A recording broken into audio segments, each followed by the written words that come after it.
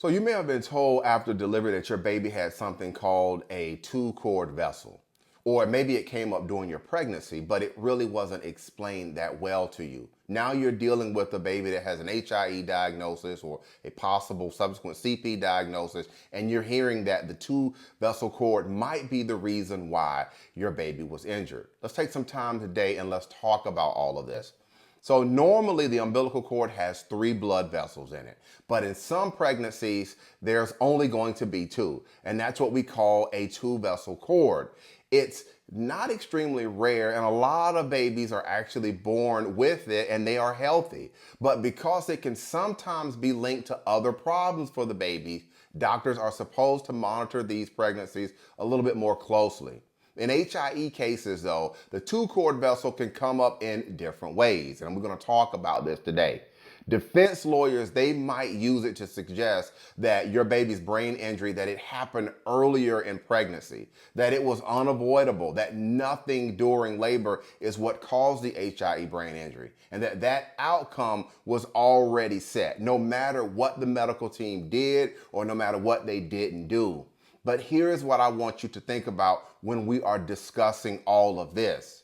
If your baby was full term, so your baby was full term and they had a normal weight and they had a normal head size for that term gestational age, that's going to be telling with all of this. Because what it does is it suggests that the baby was growing fine inside the womb. And when a baby had a 2-cord vessel and it was still growing well, and it makes it to term, then that's going to weaken the argument that the injury happened earlier or weeks in the pregnancy or even months before birth. Now add this to everything. If there were signs of trouble during labor, so for example, heart rate decelerations coupled with meconium, if there was a failed response to Pitocin or delays in getting to a C-section, then the issue might not have been the umbilical cord. It may have been what happened during labor that changed the outcome, not the 2-cord vessel. This is where the fear comes in with all of this. You trusted the medical team to keep an eye out on things for you, to step in if something wasn't right. But sometimes warning signs are either missed or they're not acted on in time. And when that happens, even babies who were doing okay inside the womb, they can suffer brain injuries during labor and delivery. You may be wondering with all of this, was the 2-cord vessel just an explanation to you? Or was it used to shut down any real look into what happened during your labor and delivery?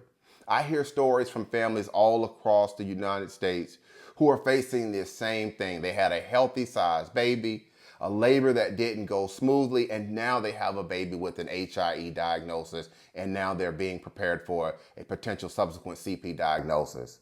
So here's what I want you to do with all of this.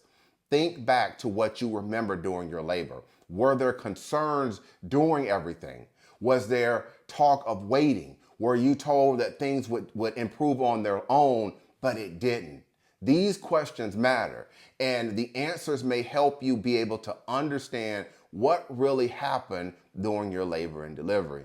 Again, I'm Marcus Boston, and if you have any other questions about your baby's HIE brain injury at birth or subsequent CP diagnosis, if you have these types of questions from a medical legal perspective, don't hesitate to reach out and contact me. You can find out more information about me if you check my profile. If you're watching this video on certain apps, you can just send me a DM and we could chat for a little bit about what's going on and talk a little bit about your baby story, or you can just wait and watch the picture that follows the end of this video. All right, that's going to be it for this morning's quick educational video. Have a good day, everybody.